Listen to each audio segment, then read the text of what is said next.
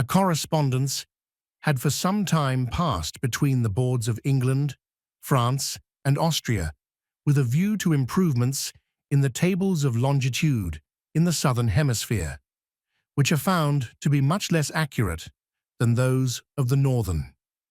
The high opinion entertained by the British Board of Longitude of the principles of the new telescope and of the profound skill of its inventor determined the government to solicit his services in observing the transit of Mercury over the Sun's disk, which will take place on the 7th of November in the present year, and which, as it will occur at 7 hours, 47 minutes, and 55 seconds, night, conjunction, meantime, and at 8 hours, 12 minutes, and 22 seconds, middle, true time, will be invisible to nearly all the northern hemisphere. The place at which the transits of Mercury and of Venus have generally been observed by the astronomers of Europe when occurring under these circumstances is the Cape of Good Hope, and no transit of Venus having occurred since the year 1769, and none being to occur before 1874. The accurate observation of the transits of Mercury, which occur more frequently, has been found of great importance both to astronomy and navigation. To the latter useful art, indeed, the transits of Mercury are nearly as important as those of Venus. For although those of the latter planet have the peculiar advantage of determining exactly the great solar parallax, and thence the distances of all the planets from the Sun, yet the transits of Mercury, by exactly determining the place of its own node, independently of the parallax of the great orb, determine the parallax of the Earth and Moon, and are therefore especially valuable in lunar observations of longitude. The Cape of Good Hope has been found preferable in these observations to any other station in the hemisphere. The expedition which went to Peru about the middle of the last century to ascertain, in conjunction with another in Lapland, the true figure of the Earth, found the attraction of the mountainous region so strong as to cause the plumb line of one of their large instruments to deflect 7 or 8 seconds from the true perpendicular, whilst the elevated plains at the Cape unite all the advantages of a lucid atmosphere with an entire freedom from mountainous obstruction. Sir John Herschel, therefore, not only accepted the appointment with high satisfaction, but requested that it might commence at least a year before the period of the transit, to afford him time to bring his ponderous and complicated machinery into perfect adjustment, and to extend his knowledge of the southern constellations. His wish was immediately assented to, and his arrangements being completed, he sailed from London on the 4th of September, 1834, in company with Dr. Andrew Grant, Lieutenant Drummond of the Royal Engineers, FRAS, and a large party of the best English mechanics. They arrived after an expeditious and agreeable passage, and immediately proceeded to transport the lens and the frame of the large observatory to its destined site, which was a piece of tableland of great extent and elevation, about 35 miles to the northeast of Cape Town, and which is said to be the very spot on which De la Caille, in 1750, constructed his invaluable solar tables when he measured a degree of the meridian and made a great advance to exactitude in computing the solar parallax from that of Mars and the Moon. Sir John accomplished the ascent to the plains by means of 2 relief teams of oxen of 18 each in about 4 days, and aided by several companies of Dutch Boers, proceeded at once to the erection of his gigantic fabric. The ground plan of the structure is in some respects similar to that of the Herschel telescope in England, except that instead of circular foundations of brickwork, it consists of parallel circles of railroad iron upon wooden framework, so constructed that the turnouts, or rather turn-ins, from the largest circle will conduct the observatory, which moves upon them, to the innermost circle, which is the basis of the lens works, and to each of the circles that intervene. The diameter of the smallest circle is 28 feet. That of the largest, our correspondent has singularly forgotten to state, though it may be in some measure computed from the angle of incidence projected by the lens and the space occupied by the observatory. The latter is a wooden building 50 feet square and as many high, with a flat roof and gutters of thin copper. Through the side proximate to the lens is an aperture 4 feet in diameter to receive its rays, and through the roof another for the same purpose in meridional observations. The lens, which is enclosed in a frame of wood and braced to its corners by bars of copper, is suspended upon an axis between two pillars, which are nearly as high as those which supported the celebrated quadrant of Uleg Beg, being 150 feet. These are united at the top and bottom by cross pieces and strengthened by a number of diagonal braces, and between them is a double capstan for hoisting the lens from its horizontal line with the observatory to the height required by its focal distance when turned to the meridian, and for elevating it to any intermediate degree of altitude that may be needed. This last operation is beautifully regulated by an immense double sextant, which is connected and moves with the axis of the lens and is regularly divided into degrees, minutes, and seconds, and the horizontal circles of the observatory being also divided into 360 degrees and minutely subdivided. The whole instrument has the powers and regularity of the most improved theodolite. Having no tube, it is connected with the observatory by two horizontal levers, which pass underneath the floor of that building from the circular basis of the pillars, thus keeping the lens always square with the observatory and securing to both a uniform and simple movement.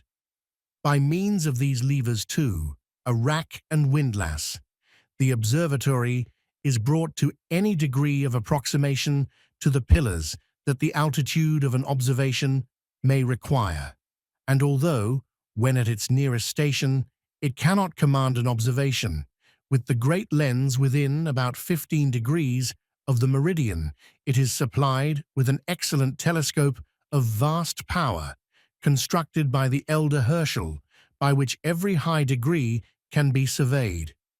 The field of view, therefore, whether exhibited on the floor or on the wall of the apartment, has a diameter of nearly 50 feet, and being circular, it has therefore an area of nearly 1,875 square feet. The place of all the horizontal movements having been accurately leveled by Lieutenant Drummond, with the improved level of his invention which bears his name, and the wheels both of the observatory and of the lens works being facilitated by friction rollers in patent axle boxes filled with oil, the strength of one man, applied to the extremity of the levers, is sufficient to propel the whole structure upon either of the railroad circles, and that of two men, applied to the windlass, is fully adequate to bring the observatory to the basis of the pillars. Both of these movements, however, are now effected by a locomotive apparatus commanded within the apartment by a single person, and showing, by means of an ingenious index, every inch of progression or retrogression. We have not thus particularly described the telescope of the younger Herschel because we consider it the most magnificent specimen of philosophical mechanism of the present or any previous age, but because we deemed an explicit description of its principles and powers an almost indispensable introduction to a statement of the sublime expansion of human knowledge which it has achieved. It was not fully completed until the latter part of December, when the series of large reflectors for the microscope arrived from England, and it was brought into operation during the first week of the ensuing month and year. But the secrecy which had been maintained with regard to its novelty, its manufacture, and its destination was not less rigidly preserved for several months respecting the grandeur of its success. Whether the British government were skeptical concerning the promised splendor of its discoveries, or wished them to be scrupulously veiled until they had accumulated a full-orbed glory for the nation and reign in which they originated, is a question which we can only conjecturally solve. But certain it is that the astronomer's royal patrons enjoined a Masonic taciturnity upon him and his friends until he should have officially communicated the results of his great experiment. And for this purpose, too, we shall defer Dr. Grant's elaborate mathematical details of the corrections which Sir John Herschel has made in the best tables of the moon's tropical, sidereal, and synodic revolutions, and of those phenomena of syzygies on which a great part of the established lunar theory depends. It was about 9:30 o'clock on the night of the 10th, the moon having then advanced within 4 days of her mean libration, that the astronomer adjusted his instruments for the inspection of her eastern limb. The whole immense power of his telescope was applied, and to its focal image about 1/2 of the power of his microscope. On removing the screen of the latter, the field of view was covered throughout its entire area with a beautifully distinct and even vivid representation of basaltic rock. Its color was a greenish-brown, and the width of the columns, as defined by their interstices on the canvas, was invariably 28 inches. No fracture whatever appeared in the mass first presented, but in a few seconds a shelving pile appeared of 5 or 6 columns width, which showed their figure to be hexagonal, and their articulations similar to those of the basaltic formation at Staffa. This precipitous shelf was profusely covered with a dark red flower, precisely similar, says Dr. Grant, to the Papaver rheas, or rose poppy, of our sublunary cornfields, and this was the first organic production of nature, in a foreign world, ever revealed to the eyes of men. The rapidity of the moon's ascension, or rather of the Earth's diurnal rotation, being nearly equal to 500 yards in a second, would have effectually prevented the inspection, or even the discovery of objects so minute as these, but for the admirable mechanism which constantly regulates, under the guidance of the sextant, the required altitude of the lens. But its operation was found to be so consummately perfect that the observers could detain the object upon the field of view for any period they might desire. The specimen of lunar vegetation, however, which they had already seen, had decided a question of too exciting an interest to induce them to retard its exit. It had demonstrated that the moon has an atmosphere constituted similarly to our own, and capable of sustaining organized and therefore, most probably, animal life. The basaltic rocks continued to pass over the inclined canvas plane, through 3 successive diameters, when a verdant declivity of great beauty appeared, which occupied 2 more. This was preceded by another mass of nearly the former height, at the base of which they were at length delighted to perceive that novelty, a lunar forest.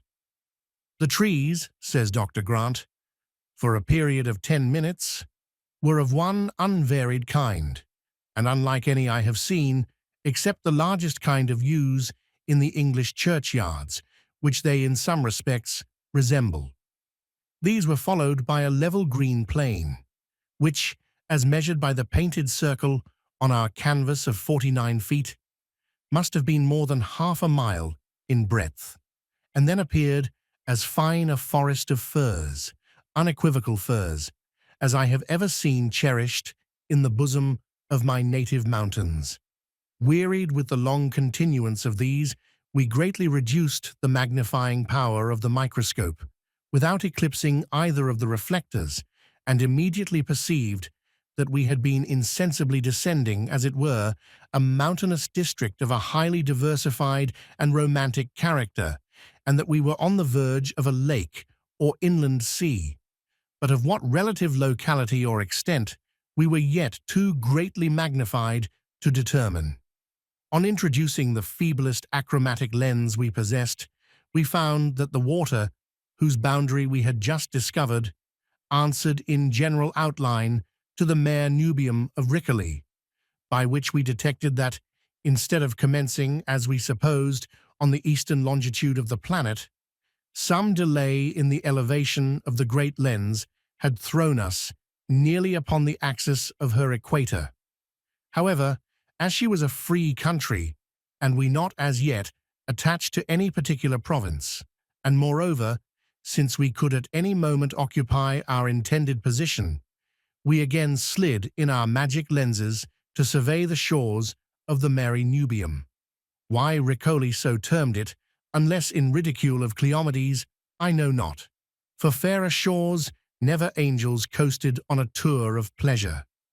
A beach of brilliant white sand, girt with wild castellated rocks, apparently of green marble, varied at chasms, occurring every 200 or 300 feet, with grotesque blocks of chalk or gypsum, and feathered and festooned at the summit with the clustering foliage of unknown trees, moved along the bright wall of our apartment until we were speechless with admiration.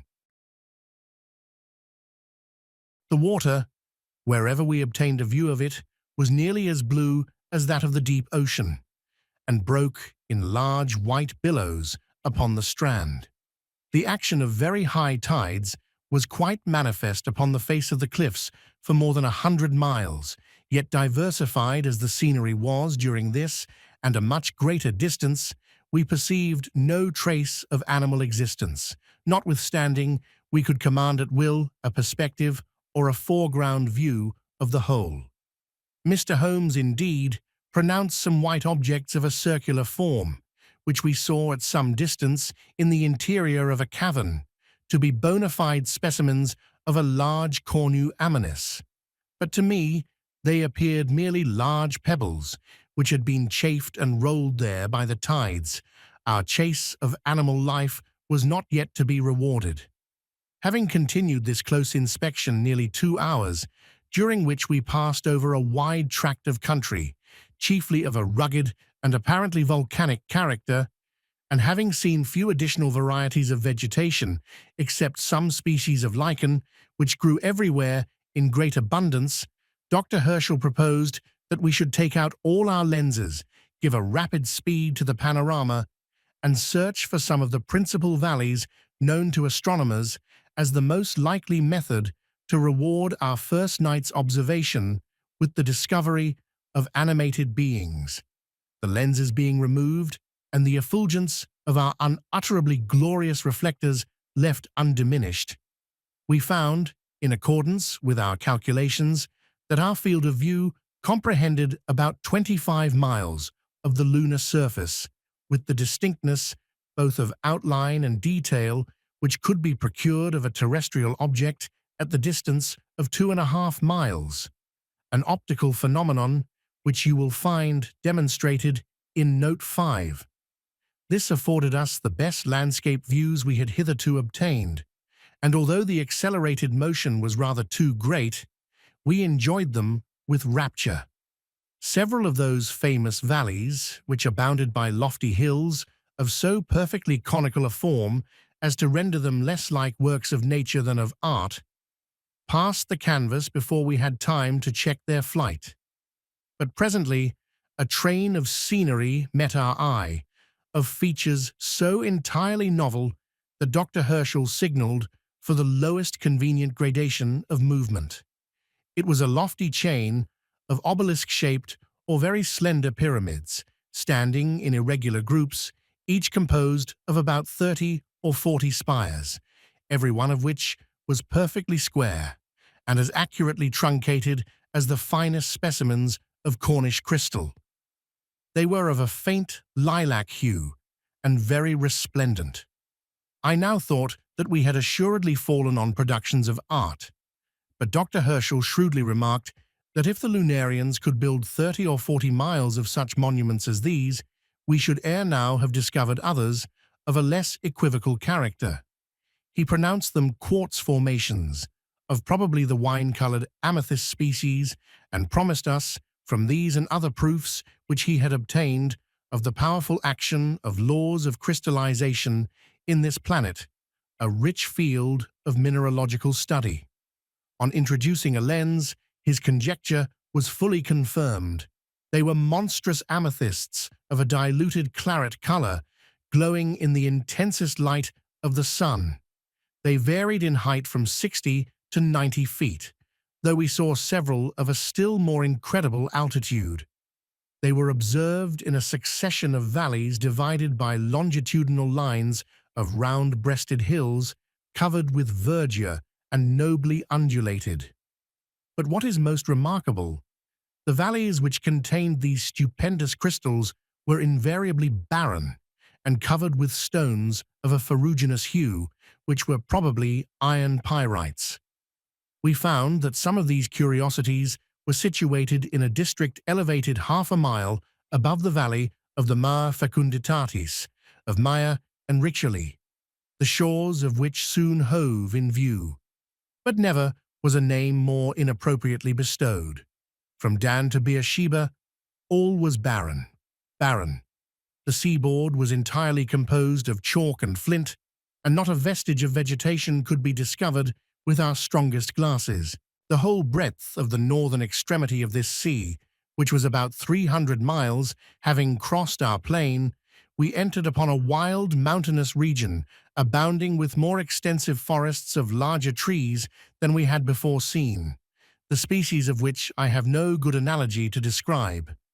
In general contour, they resembled our forest oak, but they were much more superb in foliage, having broad, glossy leaves like that of the laurel, and tresses of yellow flowers, which hung, in the open glades, from the branches to the ground.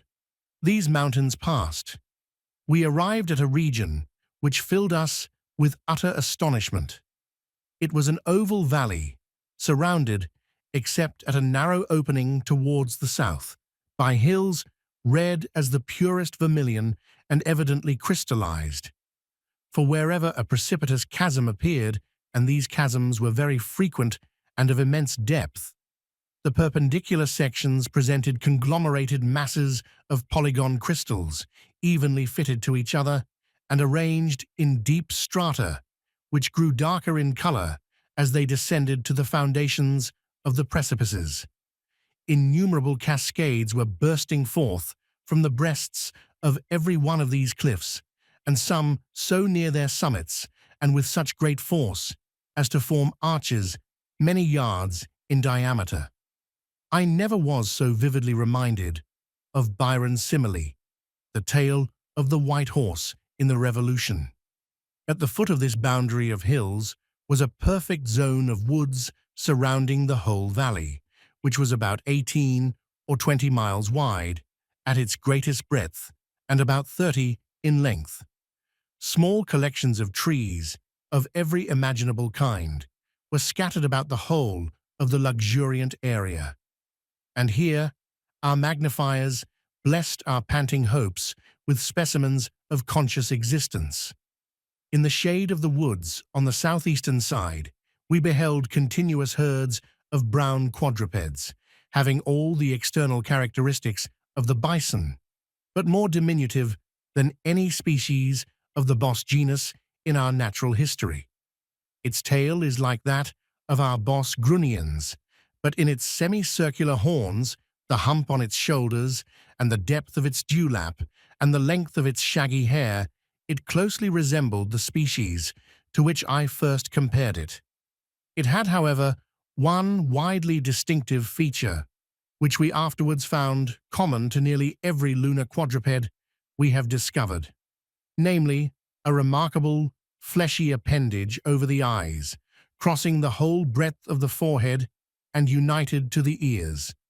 We could most distinctly perceive this hairy veil, which was shaped like the upper front outline of a cap, known to the ladies as Mary Queen of Scots cap, lifted and lowered by means of the ears. It immediately occurred to the acute mind of Dr. Herschel that this was a providential contrivance to protect the eyes of the animal from the great extremes of light and darkness to which all the inhabitants of our side of the moon are periodically subjected. The next animal perceived would be classed on Earth as a monster.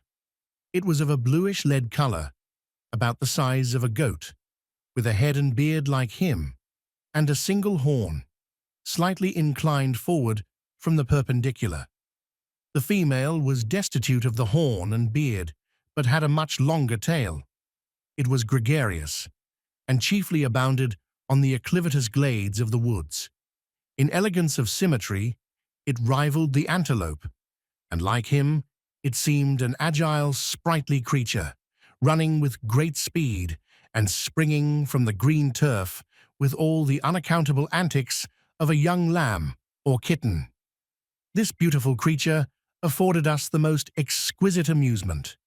The mimicry of its movements upon our white-painted canvas was as faithful and luminous as that of animals within a few yards of the camera obscura when seen pictured upon its tympan.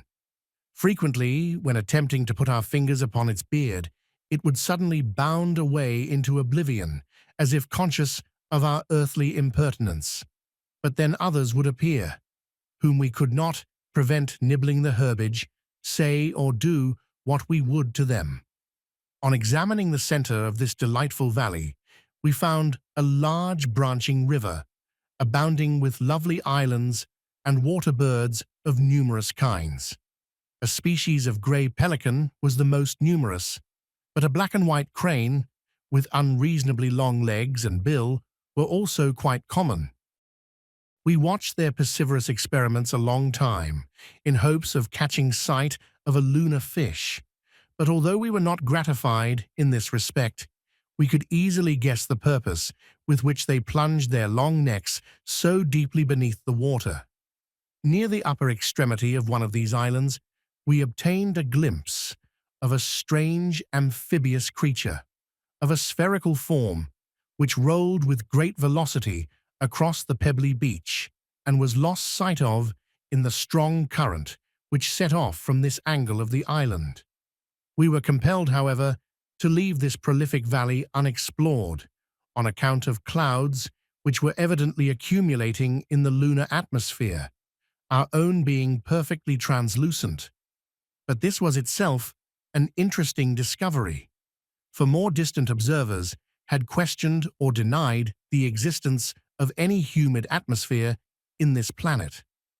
The moon being now low on her descent, Dr. Herschel inferred that the increasing refrangibility of her rays would prevent any satisfactory protraction of our labors, and our minds being actually fatigued with the excitement of the high enjoyments we had partaken, we mutually agreed to call in the assistants at the lens and reward their vigilant attention with congratulatory bumpers of the best East India particular.